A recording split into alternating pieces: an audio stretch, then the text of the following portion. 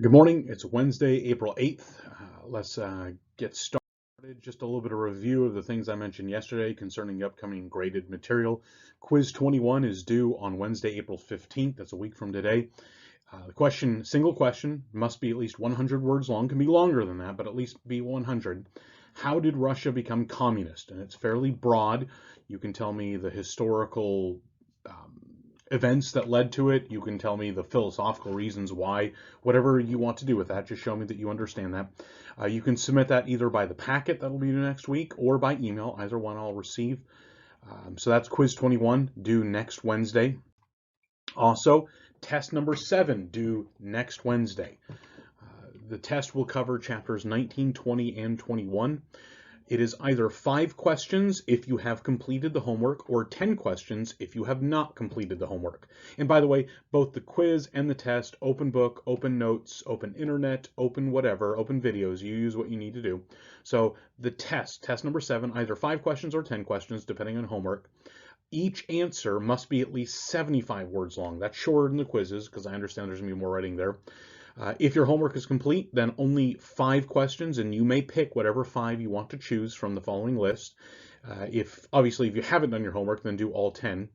If your homework is, as I mentioned, incomplete, do all 10. So the questions, and I will put these on the teacher page as well. Questions are this: what was the Boxer Rebellion? What happened in the Russo-Japanese War? What was the Bismarck system? What was the Schlieffen Plan? What weapons were developed during World War I? What drew America into World War I? What happened at the Paris Peace Conference? What were some causes of the Great Depression? How did Mussolini take power in Italy? And how did Hitler take power in Germany? So those are the questions for test number 7. As I mentioned, homework number 7 is now optional. If you do all the questions for 19, 20, and 21, those must be submitted in the packet next Wednesday, April 15th. If you do them, then you only have to choose 5 of the test questions. If you don't, then choose all 10. Okay, any questions, just email me. Now, on to our information for the day. We finished up the Soviet Union during the interwar period, talked about Stalin, his rise to power, and his utter destruction of all that stood before him, including his own people. Now we're moving on to other nations, particularly in Europe. As we mentioned earlier, the big political question of the era was the freedom of the individual versus dominion of the state. Who was supreme? There were multiple systems that were advocating for dominion of the state, all to different degrees. Communism was not the only thing, was not the only idea that was saying, hey, the state should be in charge. In America, the Democrats had championed the New Deal, and the New Deal was largely a triumph of big government. The government assumed control over huge chunks of the American economy. The idea that President Franklin Roosevelt had presented was the economy is going to be destroyed unless the government takes over and fixes it. Now, once again, we mentioned a few days ago that by the Great Depression, there had been probably 7 major market crashes in the United States, and each of them, the government had done nothing or very little, and each of them, the market had corrected itself in a couple of years. The Depression would have probably been the same.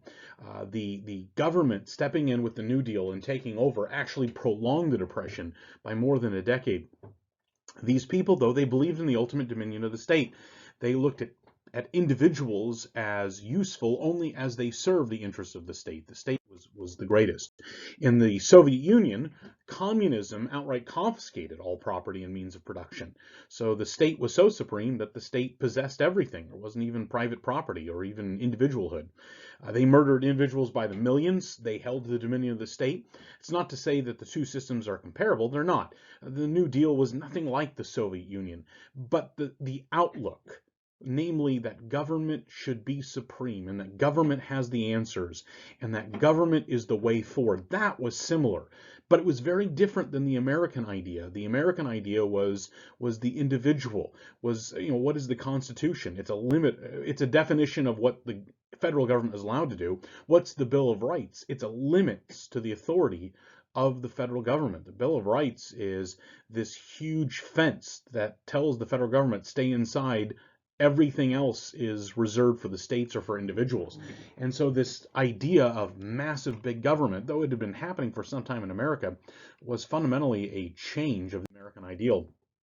In Europe, there was another system that, like the Soviet Union, also held to the dominion of the state. It was called fascism. Fascism is a form of government that held that the state is the transcendent purpose of life and believed that all things must be subordinated to the will of the state. So what does that mean? Everyone has to have a transcendent purpose. Everyone must have, sometimes it's called the metaphysical dream or the ideal, what you live for, what you exist for, what the highest good is. Within communism, communism said that the highest good was the rise of the proletariat, which is the common people. The rise of the proletariat to overthrow the bourgeois, the ruling, important, powerful class, and then the assumption of all property and all means of production and all results of production among the common people so that a perfect socialist system emerges. So this is the highest ideal. The highest ideal is the proletariat. Fascism said it's not a class of people. Fascism said the highest ideal is the state itself. So if you are in Italy, the highest ideal, what you should live and die for, what you should devote, what you should fundamentally worship, if you're in Italy, is Italy. In Germany, it's Germany. In America, it's America. It says really the object of devotion, the object of worship was not the class, but rather the state. Now, in practice, it looked almost the same as communism. Communism and fascism and the German version of it, Nazism, they don't look any different. They look like triplets, to be honest. They have different ideals that shape them, but the actual practice is about the same. So like communism, fascism is necessarily totalitarian, which means that the government has all power and all authority. Many wrongly assume that because fascists and communists hate each other, they must be the opposite.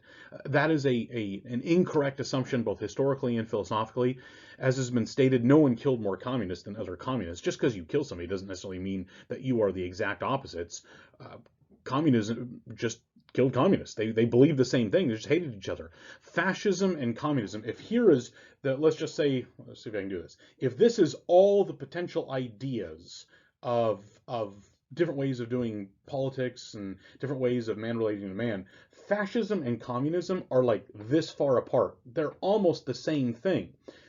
But there is something about those who are closely aligned that you're most bitterly opposed. Like nobody fights like brothers and sisters. There's so much in life you guys are so similar about, brothers and sisters, but nobody fights like brothers and sisters, or brothers and brothers, sisters and sisters. There's something about being close that actually makes the fighting more intense.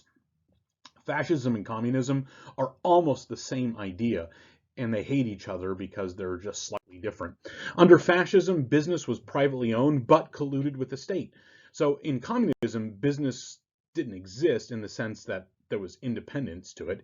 Business was owned by the state. In fascism, business wasn't necessarily owned by the state, but it obeyed the state and asked state for permission for everything and worked toward the state's good. So even though it wasn't owned by the state, it functionally was owned by the state.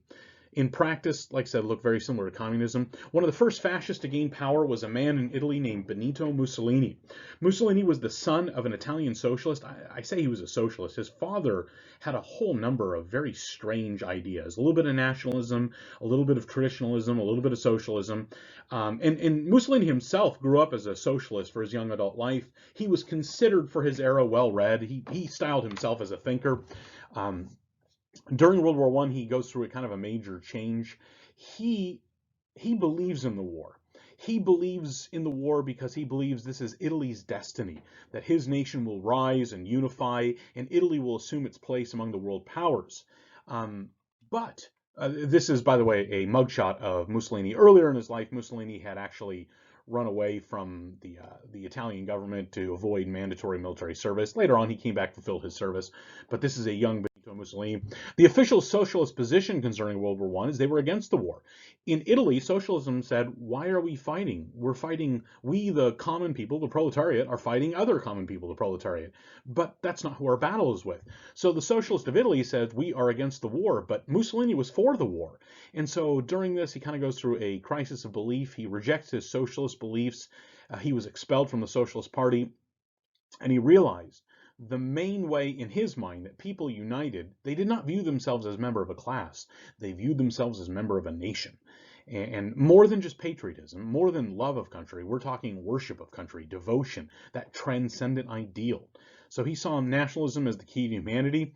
So he joined a small, disorganized group of like-minded Italians who called themselves fascist, and he became their leader after his service as a soldier in World War I. So the fascists grew rapidly. Their message of a supreme, glorious Italy, harkening back to the days of Rome, was very attractive to other Italians. In 1922, Italy was in turmoil. Remember, the war had not gone well for Italy. They entered the war for the sake of territorial expansion. They did poorly. They got very little territory. The nation was wounded and in debt. And so 1922, it was just a mess. 30,000 fascists marched on Rome and they demanded the king give them power. So authority in Italy was a relatively new nation. Remember, they were formed 1860, 1870.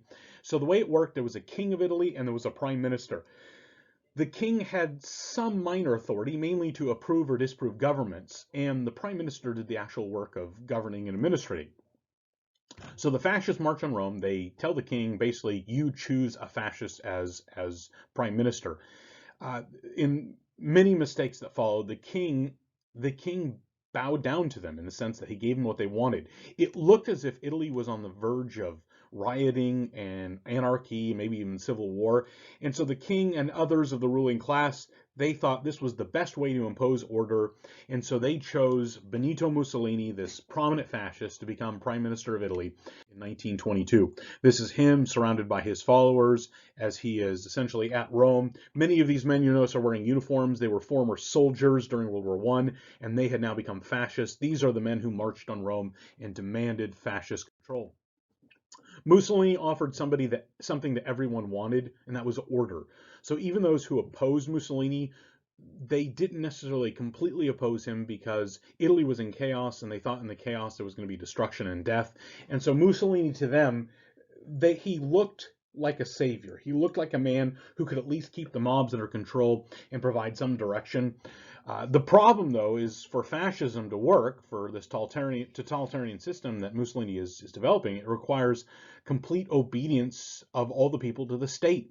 And so Mussolini, who now is the head of the state, he was heavily influenced by Friedrich Nietzsche, the idea of the great man. He thought of himself as the great man. He called himself Il Duce. And so he required all people to obey the state and the state to obey him. And therefore, Italy would be bound together, would become a great nation, and the nation would rise. His government controlled everything from wages to prices to labor assignments to raw material. Your whole life was dictated by the government. And you might say, that sounds an awful lot like the Soviet Union. You are correct. Now, they did it for different reasons, but they were fundamentally doing the same thing. Fascism and communism are very similar in almost all respects.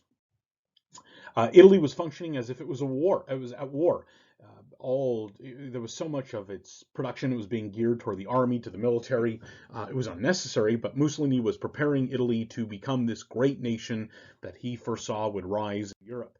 Mussolini, during this time, negotiated the Lateran treaties, in which the Pope, who had been claiming possession of central Italy all the way since the Middle Ages, gave up his claims and instead received a big fat check and control of the Vatican. So during this time, the Vatican becomes the only earthly possession of the Pope. Mussolini also served as an example to the Germans in the north. That's going to become a big deal because in Germany, there's a young German named Adolf Hitler who is just now rising to power. So here we are, 1935, 1936, 1937. The Soviet Union is under the authority of dictator Joseph Stalin. He has murdered tens of millions by this time. Fascist Italy is under control of dictator Benito Mussolini. He has not murdered nearly as many as Joseph Stalin, but he has murdered his fair share. And tomorrow, we'll cover the rise of this last key piece of the puzzle, and that is Adolf Hitler. So I trust everything is going well. If you have any questions, please feel free to email me.